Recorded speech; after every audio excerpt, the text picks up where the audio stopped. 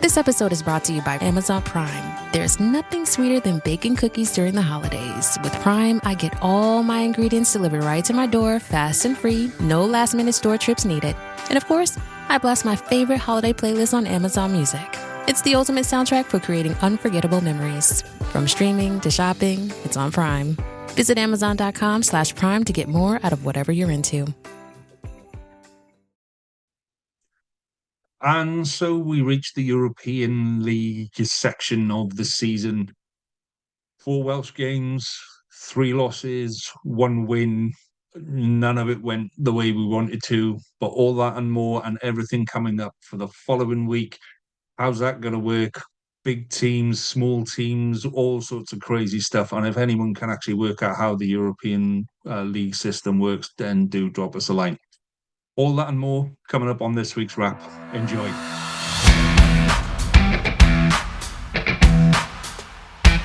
You're listening to Wrap, the Welsh Regional Rugby Appreciation Podcast.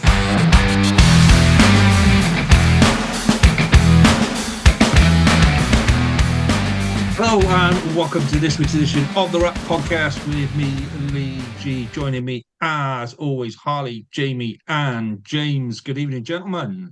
Good evening. Good evening. It makes a nice change to be able to say congratulations, James, on a victory over the weekend. It's been a while since we've been able to say Ospreys was the only one to win on the weekend. Careful now. He who's in glass houses should not throw rather large stones. I'm congratulating you. I'm saying, well done for finally getting a win. Look, it's near Christmas. Ospreys always have a purple patch over Christmas. This is law. Lee, I don't think you should get too excited about the Ospreys winning at Parker Scarlets over the next few weeks. Well, we'll talk about that in a minute. Don't play Ospreys. Ospreys don't play Scarlets at Parker Scarlets till later on in the year. Just had to point this out. But they do play better at Parker Scarlets, so the merger rumours are obviously right, which we'll discuss later. So, Jamie, kick us off with... actually, before we start off, I just want to show everyone my jumper, because I know this is my Christmas jumper with dragons on. I just wanted to show that off because that's fucking awesome. That's great for the audio listeners, isn't it? That's going to go down great radio. Yeah. For the audio listeners, better than the radio last year when it was just us blankly watching clips on a statutory screen. Yeah, that didn't work. That got cut out. If you listen to last week's pod, there's a bit that goes, right, let's watch the clips. They were good. Okay, move it. And there's like a whole 5-minute section where it's gone out. I couldn't get it to work. So it did take me a while. But for the audio listeners, it's a Christmas jumper. It is a Christmas jumper, but it's got Welsh Dragons on as well. I've got 2 or 3 of them that are all like Welsh Dragons Christmas jumpers. Everybody needs one of these. These are brilliant. Lee doesn't want to tell you about his politics, but I think we can guess which way he leans on Welsh independence. Let's avoid politics at all costs, boys. Right, Jamie, give us the week's news then, my friend. Okay, news. So, Kingsley Jones's time at Rugby Canada has finally come to an end after 7 painful years. Rugby Canada confirmed a mutual parting of the ways had taken place, with both parties agreeing that the team needed to be taken in a new direction. Jones won just 14 of his 48 tests in charge, and Canada failed to qualify for the World Cup for the first time in their history back in 2023. I think first thing to say is, look, Rugby Canada has a lot of structural problems. I don't think you can pin it all on Kingsley, but he was a big part of the problem. Secondly, if I hear any of you or anyone on social media say Kingsley Jones will return to the Dragons or Wales, you can fuck right off, because I've already had these texts, I've had these jokes. It's not funny, it's not big, it's not clever, so stop it. Stop it right now. When we put that news on the WhatsApp group, James, what were the first 3 messages that got posted after Kingsley Jones has left Canada? At least 2 of them were, I've heard he's on his way to the Dragons, and then there was a gap, and then there was Kingsley Jones to the Dragons. So I don't think you're going to be able to escape it for a while, mate. And I told you to F off straight away, didn't I? Because I knew you'd be onto it. It was either going to be you, Harley, or James, and I'm nipping in the bud now. Anyone seriously suggesting a return to Ronnie Praith and Kingsley Jones or Wales. I've seen people even suggesting Kingsley Jones for Wales. Then go, no, stop it. It's not funny. So Dragons doing that shit as it is. We don't need Kingsley coming back. Bless him. When Canada said they want to take the team in a different direction, I think what they mean by that is a successful one where they win games and qualify for tournaments. I think that's what they're referring to. I don't think he can complain in any way, shape, or form about being booted. It didn't work. I think a lot of people would say that this is 2 years later than it should have been. Like he should have gone when they failed to qualify for the Rugby World Cup. It's not to talk about, say, the teams they lost to, like Chile, aren't good teams. It's just the fact that you could see it happening. You could tell they were going to lose, and the results were just steadily getting worse. I mean, it says something when probably one of the best players they produced in the pro era in Tyler Ardron didn't play. Basically, this was my point. He's not playing. You and Robbie mentioned this on the area where it broke live, and it was like how it turned from a depressing pod into quite a nice cathartic pod. Hearing people moan about Kingsley Jones, like when you've got all these top players going, no, I don't want to play for him.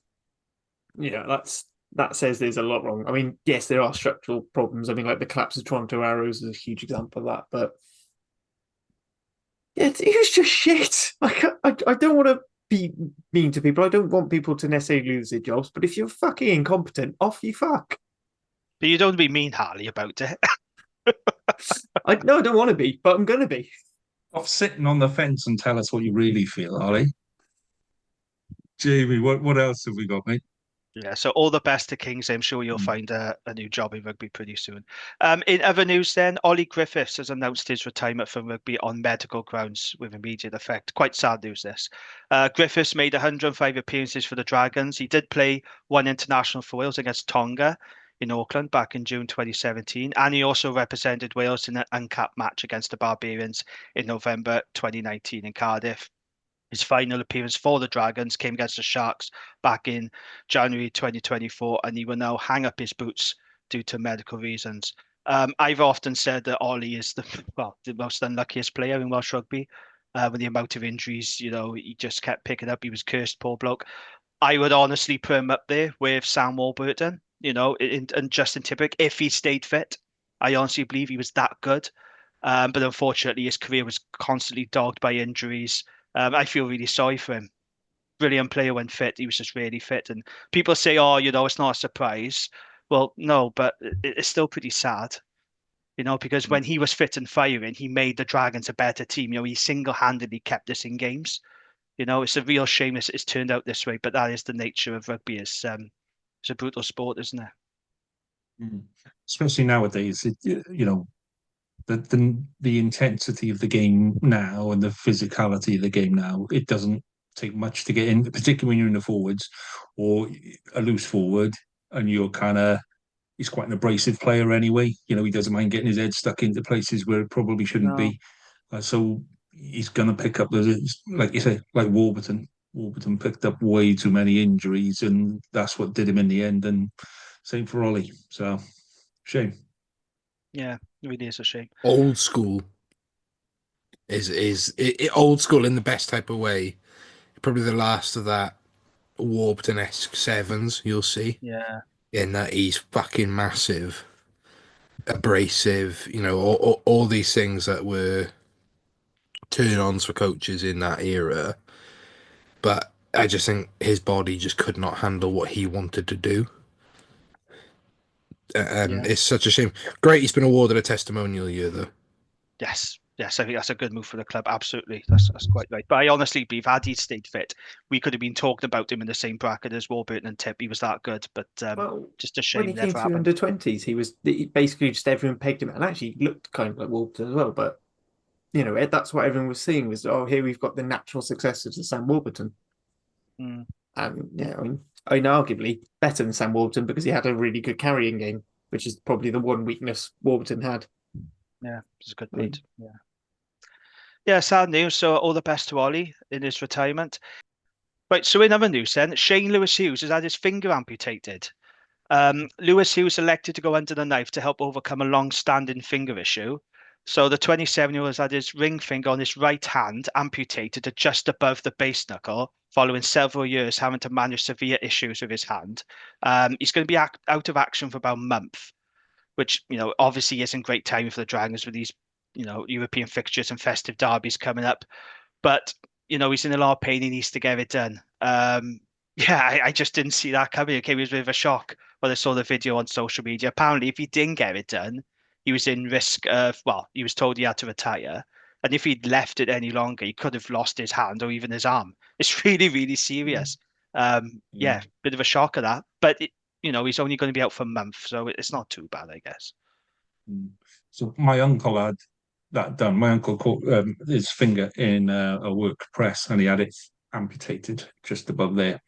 And then he'd just constantly walk around and do that all the time. So, and he'd be able to stuff his whole finger kind of like up his nose like that. I just don't know, it was disgusting.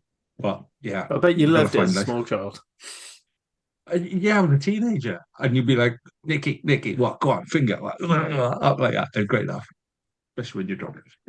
Anyway, yeah, sorry, I digress. No worries. In other news, then, shall we talk about this new professional rugby agreement that's been doing the rounds in the news? So, over the next couple of weeks, the WRU hope to agree this new 5-year professional rugby agreement with the 4 regions. Now, nothing has been signed yet, and there's a bit of back and forth over certain elements of the deal, but reports are saying that the deal is moving closer. So what's in this deal there? So the WRU would take the Welsh Government debt off the clubs in return for a non-controlling equity stake in all 4 sides. The debt they put onto the regions, so they're going to take it away, which is nice of them, isn't it? It's really nice. It was never our debt, but they're going to take it away from us, which is nice. If agreed, the new deal will see the WRU distribute over 120 million to the 4 professional clubs over the next 5 years, which is actually an increase on the current deal. However, the funding directors at all 4 regions, the benefactors, they have to put in 22 million between them over the next 5 years. So there's still a heavy reliance on the benefactors at the clubs having to put a lot of money in, which is quite ironic. If you remember in the Martin Phillips years, they were trying to move away from benefactors at WRU, didn't they? They didn't want them in the picture. Now they very much want them back in the picture. So I find that quite ironic. So if this new deal is signed, the WRU will want influence over overseas signings, which, to be fair, they already have. They'll have a say over the squad's composition with regards to the number of homegrown and overseas players. Again, I think that's already in place. They want influence over S&C programs, and the union would also have a say if a Welsh team appointed a new head coach or director of rugby, which, as you remember, it did not end well when the WRU appointed Bernard Jackman as Dragons coach. But anyway, they would want a say in those appointments. They'd also want to request to clubs the playing positions and minutes of players of national interest, whilst also requesting clubs that a player of national interest should move to another Welsh club if it is in the best interest of the national side, although the final decision lies with the player. So if the clubs actually agree to this, they would get extra funding. So for example, at Cardiff, say, Jacob Beetham, he's behind Cameron it. If the WRU and Gatland say, well, he needs to move, we want him to get in regular rugby, he needs to go to the Dragons. That could happen, but the player has to agree with it. And if the club agrees to it, if the player agrees to it, they would get extra funding for that. But he doesn't have to go. So it's that sort of scenario, really. Just to go in that situation, which club gets the extra funding? Is it the Cardiff for letting go of the player, or is it the Dragons for taking in the player? Well, it just says here, if the clubs agree to this, they would get extra funding. So it's not specified. It doesn't really specify. I mean, that's the devil in the detail, isn't it? That's what we need to see first. I'm just reading this off a report, so it's difficult at the moment to know what's in the detail. But I've just used that sort of scenario where, if a player's not getting regular game time, Gatland says, well, look, he needs to be moving to another club to get game time, then that's probably going to happen. But the player does have to agree to it. So if he doesn't want to do it, he doesn't have to, but then the clubs will get compensation for it. So those are the main talking points there what I've mentioned. You guys could now chip in and tell me what you think of this deal so far then.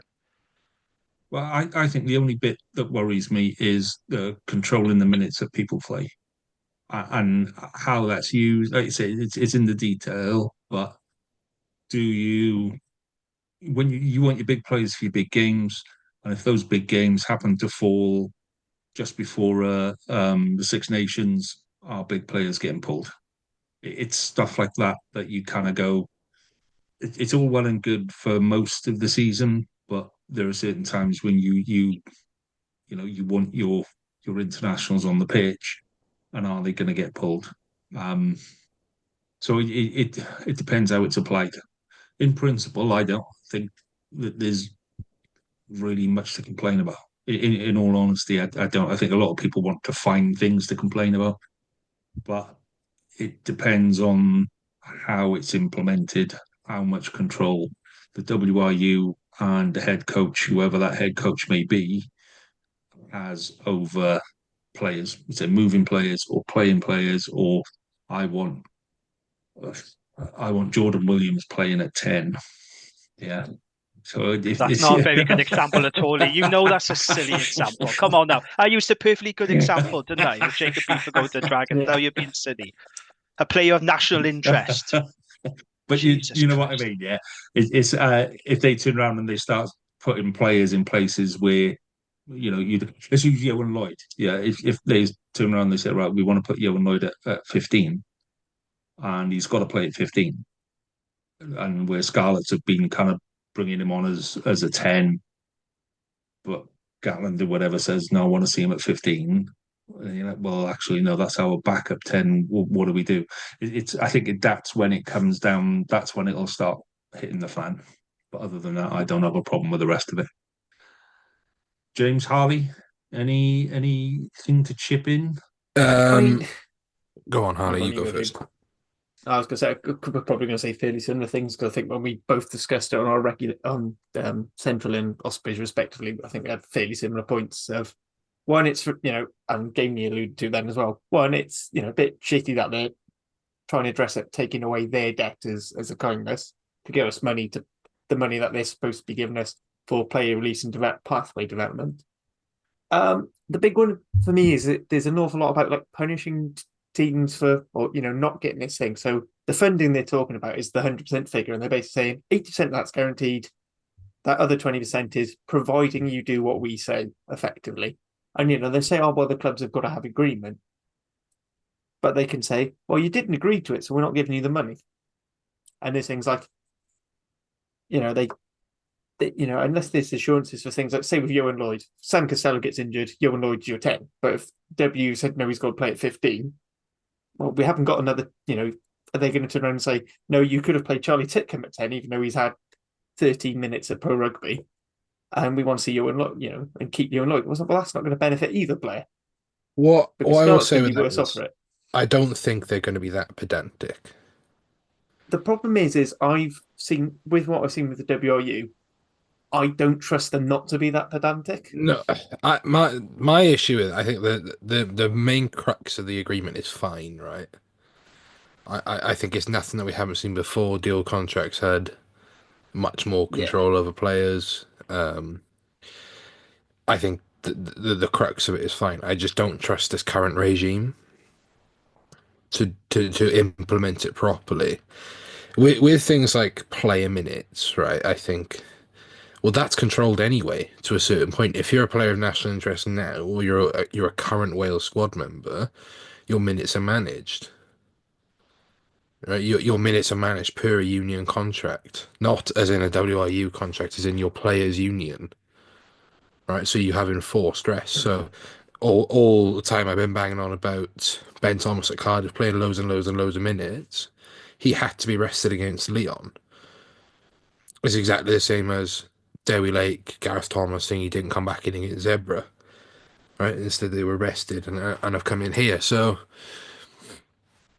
yeah, I don't trust the current regime to implement what they're saying properly and get the best out of what seems to be a generally not fully positive PRA. I think that's it, though. At the minute, it's still details to be decided and all of this, that, and the other. I think that there is. I don't think you're the only one that doesn't trust certain people inside the WRU to not abuse the trust, but do you know what I mean? It wouldn't be done fairly. It wouldn't be implemented fairly, and we'd have the excuse of, well, we want to turn Team Wales around. So you can just see it because we've had it before, because we've been there before, and national interest trops your club interest. Sometimes I don't think it does. Sometimes I think we got to kind of go the other way. So yes. Anyway, yeah, there he is. So back to you, Jamie. Anything else on the news desk that you want to throw in or add in there, old chap?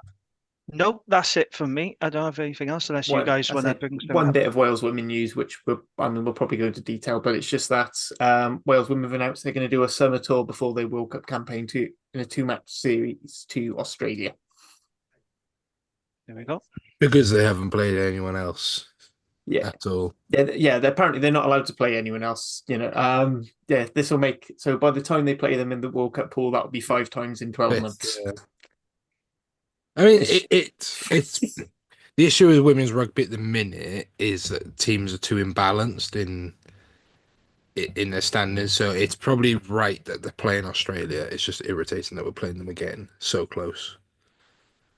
Yeah, but it's not like teams like USA, Canada, the Netherlands are actually doing Yeah, quite well, or Spain. Like these are teams that we're not playing in our actual pool, and we don't end up with the same thing as WXV, where basically, the Australia coach went, yeah, we held back to see what Wales are going to do in that warm up, and then we rearranged our game plan for the next game against them it's when it just a mattered. ploy to get Alex Callender near the Lions. That's all it is, right? She'll be playing for the Lions. Fuck Josh van der Fleer, all right? Let's Fuck be fair, Benno. she's better than any men's 7, I reckon. I've got some news. On Came in. out the press conference last night, post Lions game, that Ospreys are in the process. That might be a done deal already, but bringing in a short-term replacement lock for Adam Beard. Well, this is a terrible way to find out Rory Thornton's going back home. It's not Rory. The name I've been sent is not Rory Thornton, and if it is, I would send him back. No,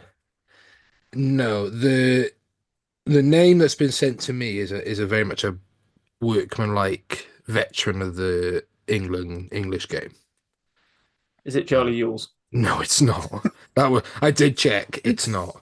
I won't reveal the name until I get it confirmed. But I know that, but I'm just going to keep going locks that I know you definitely do not like. and no, it's not Morgan Jones either. Is this new section of the pod called Guess the Player, where we just got to throw random names at you and just see until you If go, you want to, no, if you want no, to hear yes. a similar feature, go to Osprey's Diary and listen to #GoodPlayer. Right. So, anybody else got any news? Nothing? Cool. Okay. Let's move on then to reviews from last weekend. So, Dragons were up first, Jamie, with hosting Montpellier. Yeah. What were your thoughts? We did a deep dive on Dragon Slayer yesterday. It was quite a cathartic experience, actually, the 3 of us having a good old mo. It was quite funny because it was quite downbeat and critical, and yet we had a really good laugh when we was doing it. Because I think now it's got to a stage where if you don't laugh, you'll cry. That's how I feel at the moment. I think the first thing to say is horrendous conditions. Storm Dara really did take hold. Credit to those who turned up. I couldn't actually go to this game because my wife had a Christmas do, so I had to stay at home and look after our child, which I was perfectly fine with given how bad the weather was. I was quite happy having a pizza and watching in the warm and dry. So it was a horrible game, very difficult conditions for both sides. But Dragons started really sloppily. And I think that game was lost in the opening 20 minutes. Dragons really struggled to adapt to the conditions, really soft tries, and then you're climbing a mountain from there on in. To be fair, we did show a lot of character to come back from 18-0 down. It looked like it was going to get very ugly at one point. I can't question the effort in the team. I just don't think the quality and the confidence is there at the moment. But it's just really disappointing, I think, because it just shows the continued themes of the season, which is a lack of execution, a lack of game intelligence. We go into the sheds, we're only 14-18 down. Dragons had the wind on their back in the second half. but we didn't score any points at all. I just think that shows you what a poor side we are. We had numerous opportunities to win that game. We was constantly in Montpellier's 22. We battered away. No joy, no avail, no avail. I just thought the decision making yet again was poor. I know Fiatiti has come out and said that the players were selfish. I kind of understand what he means. I don't think it was selfish. I just think it was a lack of, nous and game management. I mean, I just don't know where the Dragons go from here now. I mean, that's 7 consecutive defeats for the Dragons since their opening URC win against the Ospreys, and that feels like a very long time ago, doesn't it? We're rock bottom of the URC. We've got the worst game line success of the top 5 pro clubs in Europe. We've got the lowest percentage of dominant carries. There's a real lack of confidence in this Dragons team, a lack of leadership. It's just really difficult to see where we go from here now. You look at the fixtures, and they say this almost every season now, but I really don't know where the next win is coming from. It's tough, but I just can't see a way that we can turn this around because the players just look mentally shot. The confidence isn't there. We had Gareth on with us last night. He's a very optimistic Dragon supporter, but even he is saying that there's a lack of belief on the terraces and there's a lack of belief in the players as well. So it's another butchered opportunity. It's the same old story, isn't it? It's just deeply frustrating. I think the difference is, I think you're right. It's confidence is people massively underestimate how important confidence is on a rugby pitch, but yeah. You're not getting battered. Do you know what I mean? Like you say, you come in close and turning it from a few close losses into a few close wins will make a massive difference for confidence. Yes, it will, but it isn't that far away. Yeah, and that's I think that's a disappointing thing listening to Dragon supporters, and I totally get why it feels like it is, but actually it isn't that far away. And I think if you can sneak a couple, you might get a dodgy decision here, there, and just get over the line at some point, and things will start happening. Because I genuinely don't think it's that far away for the Dragons. It's stringing all of the good bits together for 80 minutes. It's a game management confidence, but if you can string all of your good bits together and keep that going for 80 minutes, you've demonstrated that you're perfectly capable of it. So we are competitive, and like I said, you can't question the effort of the players. I don't think that's the issue here. It's just a severe lack of confidence and the inability to execute when in the red zone. The problem is this is happening now every single week, and we hear players come out and say we need to be more clinical. We'll take the learnings, but they're not learning. They're still not being clinical, and they're making really dull decisions on the field. And again, that stems from a lack of leadership and a lack of confidence. So I don't know how Fiattia addresses this. I don't know, how do you turn this around? It's just like I said, I honestly don't know where we go from here. I think it's going to be another grim season for the Dragons because if they lose at Newcastle, which I think they will this weekend, that season done now.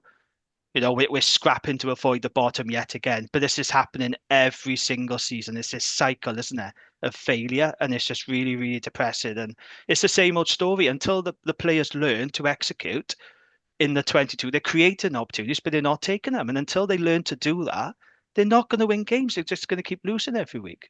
But I do think, though, there are some systemic and deep-rooted issues in the Dragons as well, to go along with that. So it's not an easy time at the Dragons, to be honest. And like you said, Lee, yeah, a win will breed confidence. But where's the next win coming from? Because when I look at the fixture list, I honestly don't know where the next win is coming from. No idea. I hate to say it, but Judgment Day is early this year, and you always give us a torrid time at fucking Judgment Day. So maybe we start the season with Judgment Day, and that kicks your season off in a right royal style. You can bank on beating Scarlets at Judgment Day. And they've tried that. They've tried that with the Ospreys. Yeah, I haven't watched the game, but just having a quick flew through all the different stats, and I said 89% possession in the last 10 minutes, not a point scored. It's no. I mean, I've only seen highlights of it, but it just seems, again, as Jamie says, you're just not converting. I mean, I'll be honest, it wasn't a particularly good scoring game. I think even Dragons were like 1.9 points per entry, and Montpellier were like 2.6. But the problem was they had the entries. Post contact meters as well. Like they're just not making the penetration. It seems like it. I mean, I know Gav mentioned it on Dragon Slayer as well. It seems like if you haven't got Tame Basham carrying the ball, there's no one else who's trucking it up. They've got This no is- ball carrier, have we? And it's like I It's said on Dragon Slayer, right? Those last 10 minutes, in particular, last 5 minutes, we were hammering away, right, in the 22. At no point did I ever think we were going to get over the line, even though we were 5 meters out in those last seconds. Because Montpellier's defense, to be fair, was pretty good. We were getting knocked back. We were not making any yardage. We were never looking like we were getting over the gain line. I watched it and I thought, we are not going to win this. I thought this will either end with a knock on or turnover. And lo and behold, it ended with a knock on. But also that decision, by the way, where they win a penalty and you're thinking, right, kick it to the corner now, you're 5 meters out. Montpellier were giving away more penalties. That would have been the sensible option. But what do? We do a tap and go. No, why? Why? This is the decision making that me and Gav are talking about. Why would you do a tap and go when you're not getting over the gain line? You're getting smashed back every time. It's so dull. It's really poor decision making, and I'm afraid that stems from Angus. Angus is the captain. It was a really bad decision, but I just think there's a lack of leaders all over the pitch as well. There's a lack of confidence and a lack of leadership. I'm going to say this line once again: fullback shouldn't be captain. Well, I think it should. I think captain should always be forwards personally, but Back five forward usually. Sometimes the hooker if he goes 80. Yeah, Ian Evans was a very good captain from the wing. I will say that. In Ian Wales's Evans. worst era. Yeah. And just as a man manager, and the problem we had back then was everyone would try and they'd be taking tap penalties and they'd be doing stupid stuff all over the park. And by the time it took him to come in from the wing to come and tell someone to kick for touch, everybody kind of calmed down a little. So it kind of worked. It did what it needed to do. One thing, Okay. though, the astonishing Yeah, go on. number of kicks in this game as well. So Dragons did 48 and Yeah, but- Montpellier 37. It's just Why wouldn't you? wow, that's definitely the conditions. It was just like yeah, there was a storm So I thought one of outside, the- mate. They had to kick. yeah, They had to kick. but that was my thing. I was just there looking at that and looking at like the kick to pass ratio. And I went, I'm still surprised it's as high as 1.1 to 2.5, one kick to every 2.5 passes. And they won the So- kicking battle as well, Montpellier. Their fullback, I can't remember his name. He was very, very good. He played the conditions perfectly. So, we lost the kicking battle as well. See, I played a game once. It was his youth. That's how long ago it was.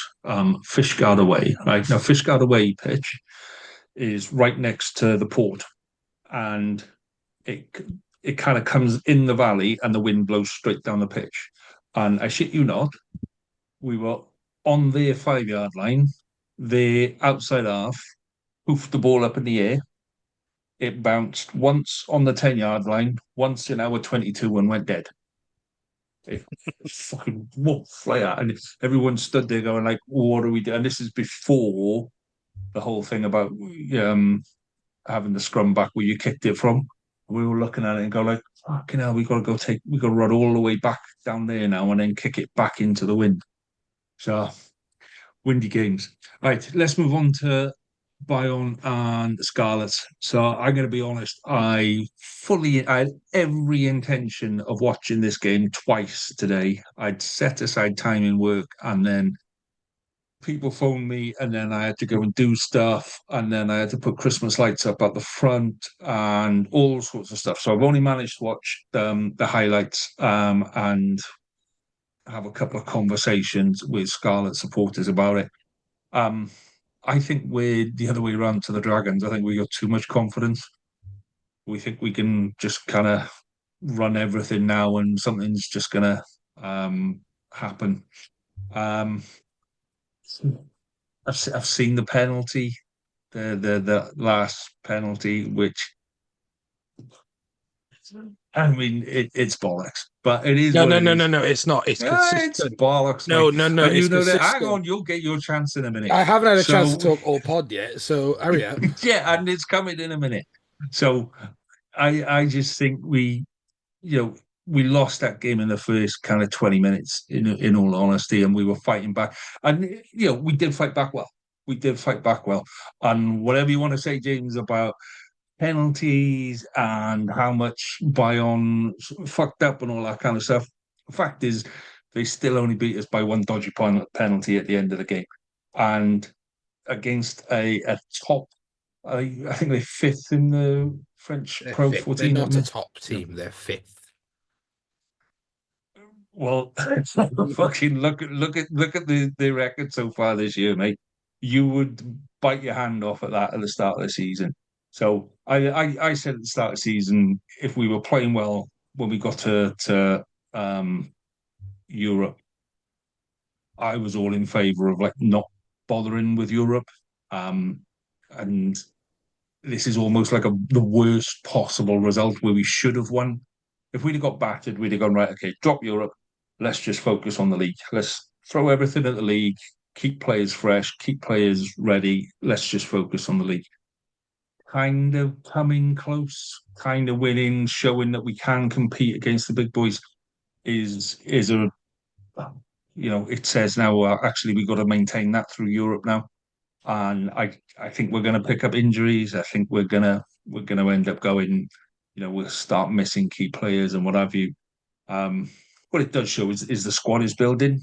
There is depth there this year, which there wasn't last year, where we can make 7 or 8 changes and actually still compete, which is something that we weren't doing last year.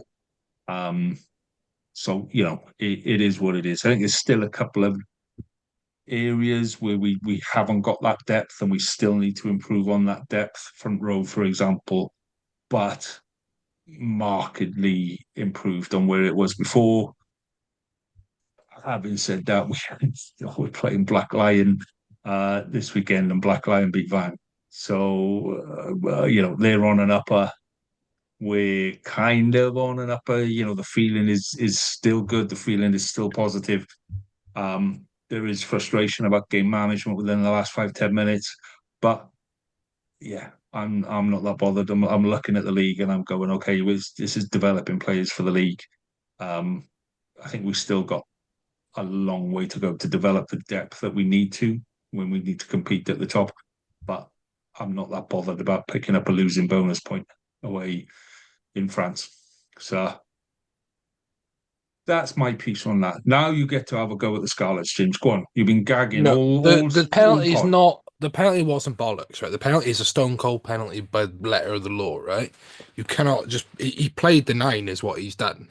What it was an overreaction. The referee's been consistent because at half time, because I actually watched the game, I fucking put myself through this shit. Did you pay for it? Did you pay to watch it? I watched the game. At half time.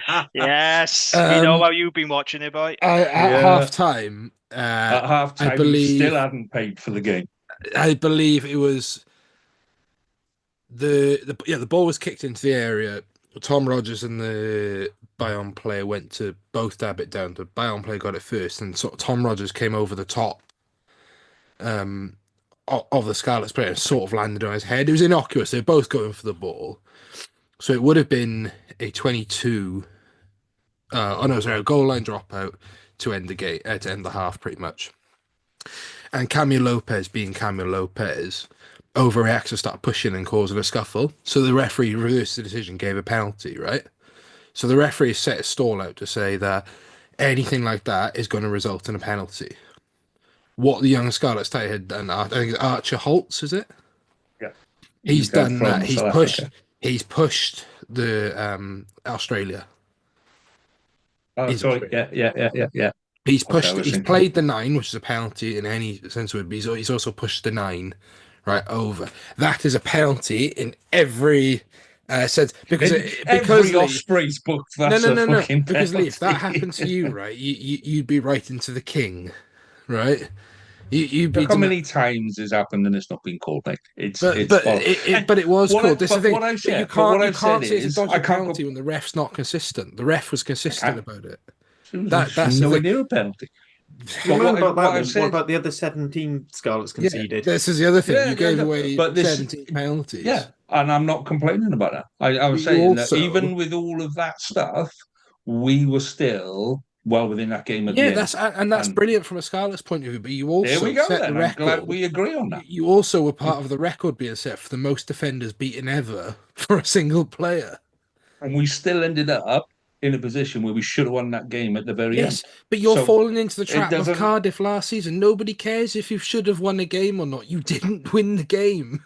This is And what I like I spent say, it all of doesn't last bother- season It doesn't trying to bother explain me, to mate. Harley. But it doesn't bother me. No one cares if you almost won a game. You No, didn't yeah, win. but I said we went to France. We got a losing bonus point, which is more than I would have expected at the start of the season. Yeah, that's brilliant. But So you can't. there we go. But then what I'm my glad problem you is, agree, Scarlets fans are James. coming out saying that, oh, we have this moral victory. No, you didn't. You lost. I'm glad that you can see that Scarlett's played well, James. I'm Yeah, glad that I'm you've not going grown to as a deny that person. because I actually There we watched the go. pissing So game. You lot yeah, didn't. no, I sat with a face pack on watching Strictly. So No, I don't know why, because this game was on at 1:00. it was Hey, it was a What I- full spa what day I'm- set of treatments, Yeah. all right? It So we was- had to, it you know, we was- had to start early. just there were because nails. Lee's not letting me talk There were in my bit. pedicures. So what I was Nadia McDood, which was the or McDowd, however you want to say it, the Bayern player, has set the record for defenders beaten in a single game. So he's beat 22 defenders, which is a mental stat. Scarlets did defend really well. They made whatever was it, 200 odd tackles. I think their back five alone made 100 tackles. They did defend really, really well. Bayern's video analysis session this week it should be alongside just be someone kicking themselves, because that it was some really good defense from, you saw the Ellis Me hold up, and it was really good. But what Scarlets are really lacking is game managers. Johan Lloyd's brilliant, but you haven't got anyone to bring on. Evan Jones, right, with love and respect to the man, couldn't control a conversation. No, and that's what I say. We've got areas where we've improved the depth, and there are areas where we're still lacking depth. And it will come. It will when come. when Bayern you- are doing it very illegally, but there was a lot of power coming through that scrum, and Scarlett struggled to hold that, I think, and that'll be a concern going into Black Lion on Sunday. Well, we'll talk about Black Lion later because there is, a fair bit of edge on Black Lion. So let's talk about Lyon and Cardiff. So Harley, do you want to talk us through how you paid for it to watch that game? Maybe give James a couple of tips there on how you pay to watch a game, and then talk us through the game. I'm not going to get started on that one because of how I actually did watch the game. I used the Cardiff Central Pod account for the PCR TV. So it came from the pod. Thank you, Dan. So I watched that this afternoon. Haven't only really seen highlights and just James's running commentary because he's paid the best part of €16 to watch two games he purportedly hates watching. So just looking on stats, the only thing that I could see that was a big issue for Cardiff was 14 penalties to 4. So that, just giving me lots of field possession, but things like that, we had better tackle success, better carries, better thing. Watching the game, I think it's just the same old issue with Cardiff. We just got overpowered, and then that just led to penalties. It's not to say they weren't dumb penalties, like right towards the end, Alex Mann charging in when, Gabe Henry got tackled, that got pushed out into touch. There's no need for him to go flying in there. That wasn't great. But you're just looking, and it's just the same old things I was saying last season, where things like we do really well to retake the lead, go back, go 26-24 up, and then we completely spaff the kickoff. And Leon through under the post, another thing. Contrast that to when Leon scored their third try. We kick to them. Niniashvili gives a huge clearance, and we're defending a line out in our own half, and then we fuck the line out, which again is another constant theme for Cardiff. So it was quite good. I mean, Stefan Manuel looked, I'm going to say what he was before all the jokes of rugby Jesus come in. He looked like what he was, which is a promising 18-year-old. Like, there was no more, no less. He still missed 4 tackles. He still gave away a few turnovers. He had some nice hands in defence. You can see there's a player there. But let's be honest, if it wasn't for the fact that Roy Jennings was injured, he would not be anywhere near that game. it's basically just an injury. And as James suggested, we chose to play Ben Thomas for the derby and the focus on the league, and we went for slightly more rotation for this game. Overall, happy. I thought the way we came back in was great, but I'm a bit fed up of Cardiff for going to sleep and then coming back into games. Like, can we just have that level throughout? I think that's comprehensive of everything. I'm sure James has plenty of other points. Yeah, because none of the rest of us watched it, James, and I think you said that you watched all 4 games. Yeah, I did. Yeah, you did. I thought you did. Yeah. Go on then. No. The what they're referring to is there was a suggestion in the WhatsApp earlier that we not do tonight because no fuckers watched any of the games, and I was like, I did not sit through 4 games of this shit. Right, No where I could have one been made watching. you watch the other team. Could have been The only thing watching that's proper expected of you rugby is to watch teams. the Ospreys. I watched this while building a crib for my son, and I found the crib less frustrating than Cardiff.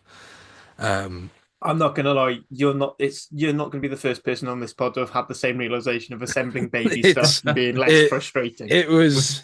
Was it an IKEA one? No. Okay, It's a mistake. They're great. It was a different one. Cardiff. It's weird to say they didn't throw that away because they never ever looked like winning. They just looked like scoring. That was the difference, is that they looked really good at scoring, but they never once convinced me that they were going to win. Every time they scored, Leon just sort of went, "Oh, okay." Then we'll score. What did surprise me is that Leon had never beaten Cardiff before. Yeah. I only found that out after watching the game. I was like, oh. Yeah. So, the lineup would be is a concern. I think, the penalties. I don't know statistics on who gave away what. I just think there's a lot for Cardiff to clean up, but they've got the perfect game to do so this weekend. But it has become a must. You've got to get 5 points from this. If you don't get 5 points from this, it's really hard to go there and get a home knockout. I think you need about 11 points for a home knockout minimum. Yeah. So you need 5 from 10 from 2 at home, and you need at least 1 from away, which they got. Steph Manuel was fine. He was absolutely fine. This is what I was saying. Let's calm down. Like people. what he was. Let's calm down. Do we need to suggest that? Do we need to even consider who it is saying how amazing this kid is? The Pontcanna Mafia. I mean, it's like every week. Let's find someone that is having a decent game and needs a bit more game time. Well, the other one we could have suggested. You had it from the Ospreys with Dan Edwards as well. No, but the main one this week has been that Llandovery kid. Right? That too. Yeah. The Llandovery kid is a very, very good player at that level, right? Let's not run before we can walk. Let the kid breathe, right? But we said this with Dan Edwards, we said this with Steph Emanuel, we said this with how many young players now. Let's stop hyping them up to a level that they're not at yet, right? There are very few players who get hyped up who live up to that level, right? Very, very few, okay? Let's stop building kids up to them when they make the inevitable mistake that they're going to make because they are children. Then their confidence comes crashing down, right? Look at what's happened to Costello, okay? Costello is a fine regional player, right? But has got built up so much that he's this linchpin, he's all this now, and he's getting absolutely fucking hounded in the media, right? This is what's happening. We need to stop hyping players up to a level whether they come crashing down, they're going to crash down hard. Right? That's the problem. The Welsh media are terrible for this, aren't they? Steph Emanuel is a fine player. It is not just Welsh. It's as rugby media in general, because there's the same issues with Sam. Carwyn Leggett-Jones is a fine player. Dan Edwards is a fine player, right? They are good players at the level they're at. They are not rugby G. Like I see people comparing Dan Edwards to Jiffy, right? Because he did a couple of side steps in his classy. Like, come on, lads, right? Stop. I just want to add in, Dan Edwards is already a much better player for the modern game than Jiffy ever was, because for a start, he can kick tactically. And played in the modern game. And actually played a modern game. Let's be we fair. end up somewhere the same issue with Sam bizarre. Pendergast and Jack Crowley at Ireland. We all they all do it. It's just it is just No frustrating. one. There's no. I'm still going. There's no jealousy of the fact that Carwyn Leggett Jones comes. I don't care, right? There are good schoolboy players in Swansea, Neath and Talbot, right? They just don't. We don't have a Llandovery College, right? That's all that is, right? Well, Llandovery is Ospreys, mate. Half of the boys in Llandovery are Ospreys. Yeah, but very few come back through to that pathway then. But you'll find Morgan, that that's about it. Most of the boys in Llandovery are Ospreys with a smattering of Scarlets. And then who comes back through? We very rarely have anyone coming back through. Anyway, what my point is, we need to stop hyping players up that may not make it, right? This is all I'm saying is they are kids, right? I work with young people. I work with young athletes as well, right? It is detrimental to people, right? If someone gets hyped up before they are ready and it comes crashing down, it can destroy people, right? You could do 15 of this. Of players who've been hyped up and then not. Yeah, it's every week. Yeah, it's every week, and they're either talking about here's the next big front five, or here's 5 players to watch, or then there's the let's drop a region, and then there's the mergers, and they rotate the same stories over. Everyone knows it. Like we said last week, it's all clickbait, and I don't think it's the rugby media. It's the fact they've got to compete against the football media. And there just isn't enough news going on in rugby media to justify having a daily. Yeah, I think you've got to put out like 3 news posts a day. Yeah, and you're like, there isn't enough news in Welsh rugby, even when the WRU are on one of their "let's fuck everything up" runs. There isn't enough news for 3 interesting posts every day about rugby. So you've got to find something. The last few days of the Wales Online headline. Like, tell me how many of those stories have actually anything to do with Welsh rugby. One of them's was it? They've been talking more about Stuart Hogg than we say the flooded clubs after all the storms, which would actually be useful news. Rhys Samet, who isn't even playing rugby anymore, has had more coverage over the last kind of 3 or 4 months than probably the Dragons and how to solve the issues at the Dragons. Anyway, let's move on to the undoubted game of the week, where the Ospreys finally managed to put some points on the board and win. So, James, so before this, did anyone else actually watch this game? Okay. I was dealing with a little one at the time, but I did watch bits and pieces. I've got a general vibe. Okay, you got a vibe. Okay, but obviously James goes first. Yeah. All yours. Slow start as always, but good game in the end. Thought semi-entertaining to watch. Lions basically with a Curry Cup team with a smattering of quality in there. I was more frightened than I thought, because, like I said, a lot of these guys come up from the Curry Cup, which is a good standard of rugby, point to prove, with the likes of Rabs Maxwani in there, low, different players. So I thought, we're low on confidence. I said it could be a game. I expected a win, but I didn't think it'd be comfortable. And I was proven right at the start. Discipline was minging. Whatever pre-workout Harry Deeves has sniffed pre-game clearly was going to his head, because he was body slamming people, and so he gave away a few penalties. So they score off the maul.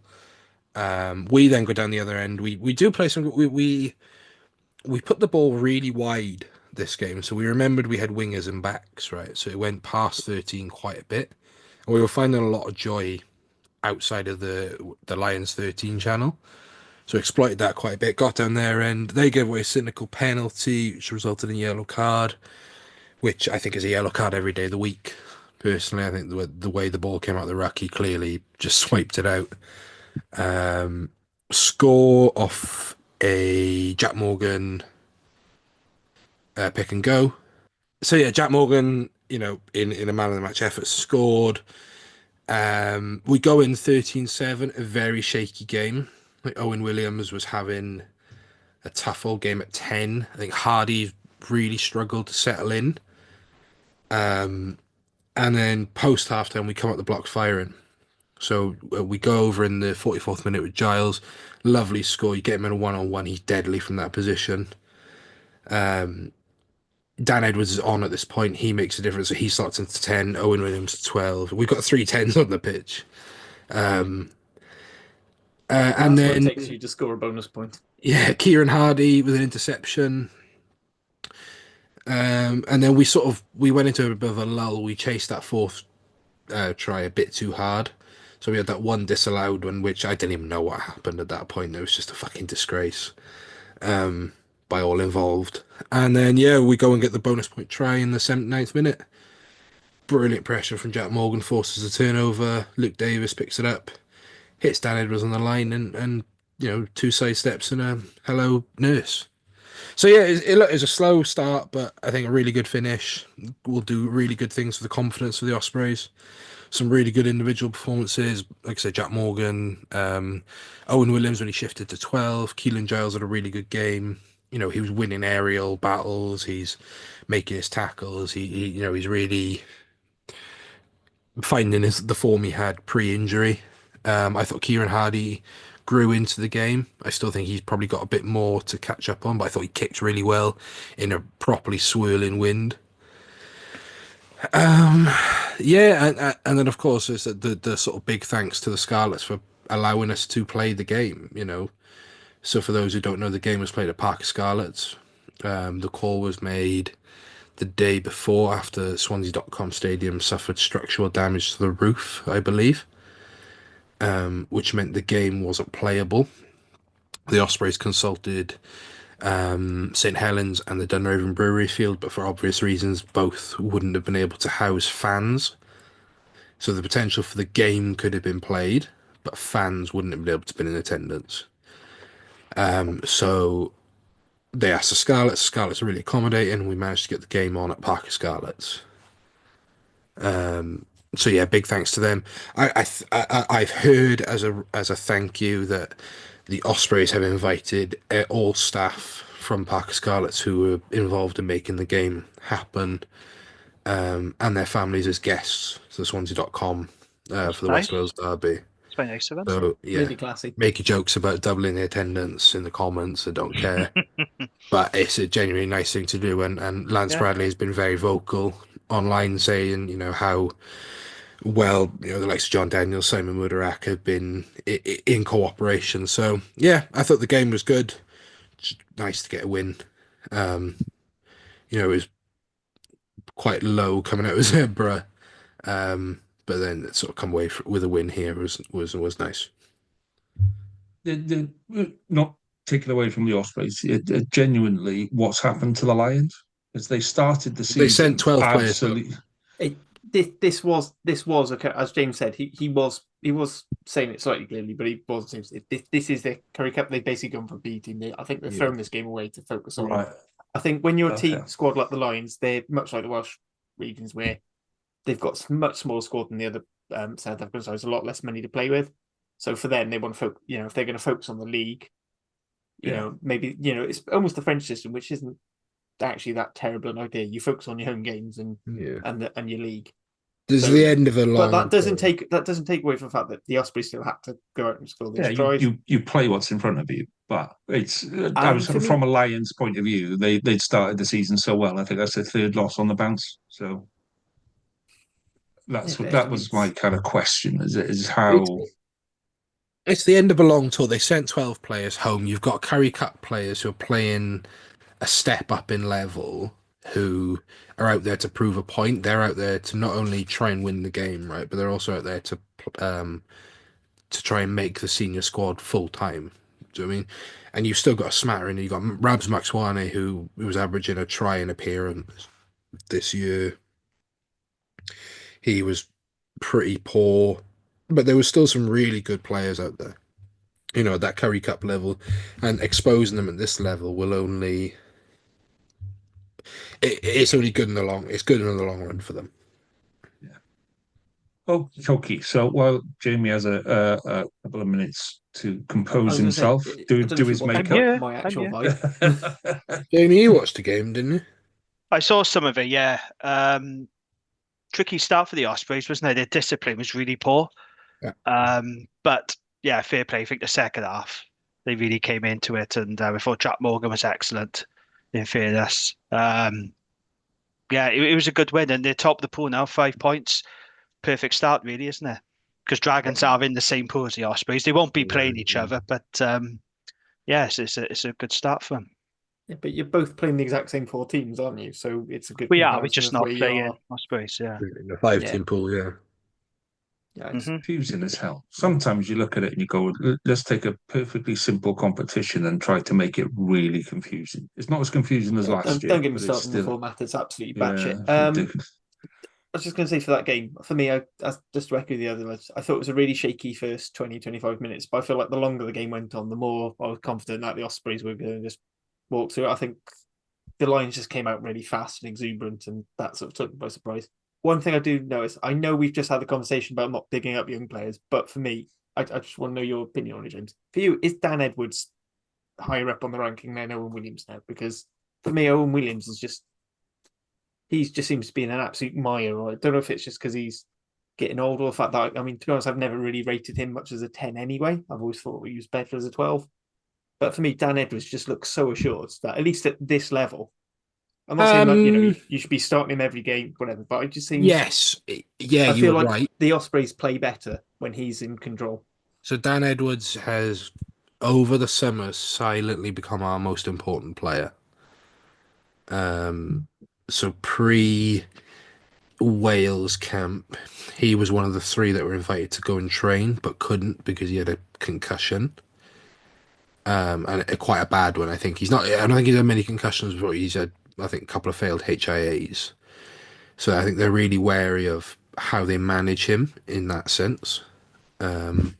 So he didn't play against Zebra last week because they wanted him fully fit for this week, and they're trying to ease him back in. I think with Owen Williams, right, if you watch the documentary series, you see how respected Owen Williams is as a player and a leader. He's a really popular member of the squad. He's also probably one of the hardest working players of that squad. So he puts in so many extra hours, and this has come from the horse's mouth. It's come from the Ospreys themselves, right? He's out there all the time putting in extra work. He's just a confidence play. He's a bit like Gav in the fact that you've got to tell him he looks good, he smells good, so that he plays good. And I think that shift to 12 really helped him because it takes a bit of the pressure off him. So you bring Dan Edwards on, who takes the ball to the line a bit more, but then it allows Owen Williams to play a bit more wide, which he likes. He likes putting in them wide passes and having someone like Walsh at 15 then who can take the pressure off. Yeah, so he has become slowly our best player. I don't think Owen Williams is a bad player. I just don't think his future is at 10. Yeah, I said it's not I'm saying bad. I'm just saying he No. doesn't. The I think Ospreys just that's don't just where look he the is. same. That's all.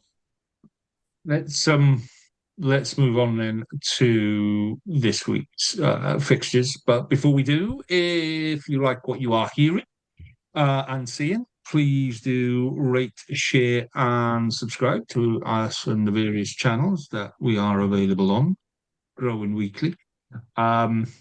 Just keep an eye on our socials for the coming week. We've got the Osprey Scarlets competition live at the minute on Tuesday evening. I'm wanting to say evening, so Tuesday evening at some point we will be launching Scarlet's competition for Black Lion tickets, and we've got various other competitions coming over the festive period. So keep an eye on our socials; they will all be on there. They'll be on our feeder pods as well.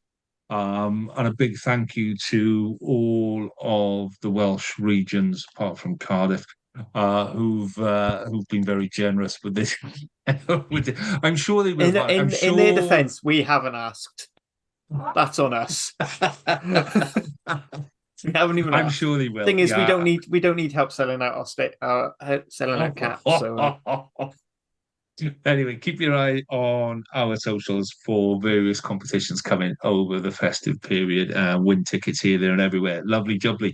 Right, let's quickly go through predictions for this weekend then. So you give me your team, what you think the game's going to go like, and what your prediction is for your team. So first one up, Friday night game is Edinburgh Bayonne, and then on Saturday at 1 o'clock, James, we've got Montpellier against Ospreys. So how's it going to go, and what's your prediction? So Ospreys are in a bit of a dilemma here. So we've got a 6-day turnaround to Montpellier. The boys aren't in today, or haven't been in today, I should say. So you go big, right? And actually, it may be a case of we may not be in the position to not go big. So you either go big, try and get points at Montpellier. I mean, we've won there before, against their A team. Let's not forget that. That wasn't too long ago. Or you rest the players ready for the West Wales derby. So either way, Ospreys have got a decision to make. I think Montpellier, if they put that team out they did on Friday, it's a very beatable team. I don't think they will. I think they will go a bit stronger. They tend to at home. They're not going too well in the league this year. They're 4 from 7. They sit towards the bottom, but they're still loaded with talent in the whole squad. I think Montpellier will win, but I only think they'll win by like 5. Okay. Montpellier by 5. Okay. So other interesting game then on Saturday is Van versus Gloucester. I just think that's going to be an interesting one to watch. I don't know why. Sometimes you get a feel for it. It is out in Van, so going to be an interesting one. Then we come to the 8 o'clock kickoff. Cardiff hosting Cheetahs. Harley, thoughts on that one? So I think we've got a pretty good record against the Cheetahs from back in the Pro 14 day, particularly at Cap. And now they're sort of a Curry Cup size of a few size. I think we've got to be careful around set piece time, as always. They may be a Curry Cup South African side, but they're still a South African side, so they're not going to be mugs at scrum time. I think we'll see a few more of our first choice players rotated in. So you might see the likes of Domchowski and Azarati coming back. Ben Thomas, depending on how much rest they're going to go. As was pointed out earlier in the pod, this is a must-win for Cardiff to maintain European things. We need that 5 points. Picking one up at Leon when really probably should have gotten 2. For me, I think Cardiff by 8, but yeah, I can see this being a proper pull your hair out game. But it's quite nice because this one is actually live on S4C. So we're actually getting free-to-air coverage for the first time in months. Let's not start that one again. Okay, so you're the final game on Saturday. So we've got 3 games on Sunday this week. First one is Scarlet's Black Lion, which is a 1 o'clock kickoff, which is a bizarre time for a kickoff on a Sunday, but it's a Sunday game. Yeah, I mean, there's a lot of issues left over from last season's defeat. There's, we knew we were going to go big and put full strength sides out at home and hope to pick something up away. We've picked something up away. We picked a point up away. So it's time to pick everything up at home. Black Lion beat Van, and that's the scary bit for me, is that they aren't, they're not in there to make up the numbers. They aren't in there as a development side now. They're proper competing, and I think the Scarlets will take them. I think the way we've been playing, we pushed a lot of very, very good sides close. We get the mentality right in that first 40. I think the bonus point will be on the board by half time, and we can kind of relax a little bit more. but it's Black Lion, and there's such an unknown entity. We know bits about them. We know probably a bit more now, but they're still largely unknown. So it's going to be an interesting game. But I still see us coming out with 5 points out of this one on the weekend, or full points. So I'll go Scarlets by 15 on that one. And then I keep everything crossed and hope that we don't fuck it up. So, talking of fucking things up, Jamie, I know that you're. Let's come on to the Dragons. Yes. I know that I was going to say you're a little bit nervous about this game, but you're away in Newcastle. It's 3:15. I mean, you've got the TV schedules to yourself. No one else is playing. You're the last game on. So, Newcastle versus Dragons. A classic to finish the weekend off, do you think? Well, the question is, am I going to pay £6.63 to watch this game? Am I daft enough to do that? And the answer is yes, I probably am. Just watch the game. No one said anything about paying, just watch the game. No comment to that. This is shit or bust for the Dragons. I think if they got any chance at all of making the knockout stage, they got to win this game. It's as simple as that. The problem is we're low on confidence, we're low on form. Our away record is terrible. We didn't win a single away game last season. Newcastle, I think, in fairness, Steve Diamond is starting to turn them around now. They recently beat Saracens. They played Poe away on Sunday and they lost 32-19. Newcastle actually took the lead 3 times in that game and they lost thanks to a last-minute try, which took the bonus point away from them as well. I think they're going to go full strength on Sunday. I think this is the game they're going to target. I think we'll go full strength as well. I think we should go full strength. I've seen a lot of supporters' comments complaining that we didn't go full strength on Friday, but bear in mind it was a 6-day turnaround, so I can understand why changes were made. But it's quite simple. If you want to salvage the season, if you want to get any form, any momentum going, this is a must-win. The problem is I just don't have any faith or confidence right now in this Dragons team to suggest that they're going to pick up a win in Newcastle. So I'm going to go with Newcastle by 8. We were discussing this last week when you weren't here. This is why you're top of all of our prediction leagues, because the rest of us go, do you know what? I think this is the week for the Dragons. We're all quite positive about the Dragons turning it around, and this is a Dragons week, and you just go, nah, fuck it. That's why you're top. Yeah, but I'm right though, aren't I? You joke about it, but I'm right. I'm always right in my predictions. I said Lyon would beat Cardiff, I was right. I said Ospreys would win, I was right. I've been right on all my predictions. And when you look at the Dragons, you've said yourself they're low on form, they're low on confidence. I can't see how they're going to get a win against a resurgent Newcastle team. I love to be proved wrong, but I just can't see it. We ought to do something to when Dragons do turn it around. We ought to do something special to celebrate. Mind you, these are 2 very similar teams, though, aren't they? Because both of them struggle with the concept of winning. They both got very talented players. They've got a good crop of youngsters. So these are actually 2 evenly matched teams.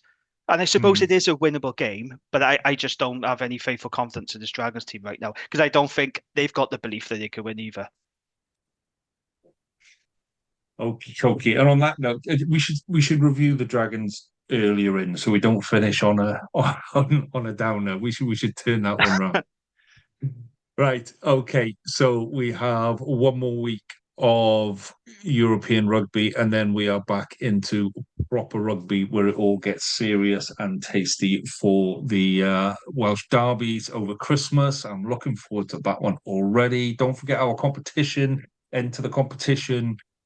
Winner gets a chance to come on the pod and have a chat before the game, and put some predictions out there and all of that kind of stuff. So stay in touch with that one. And other than that, gents, I don't think we've got anything else to discuss. I think we're all done and dusted. Gone. Enjoy your rugby, gents. I shall see you next week. All the very best. Toodle pips. Hello, everyone.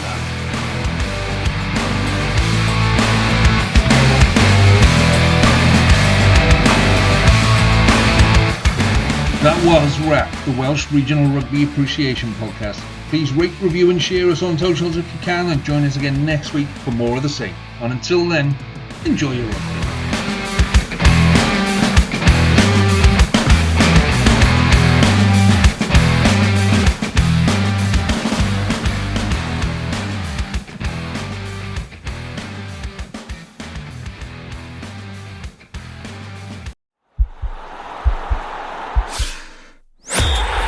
podcast is part of the Sports Social Podcast Network.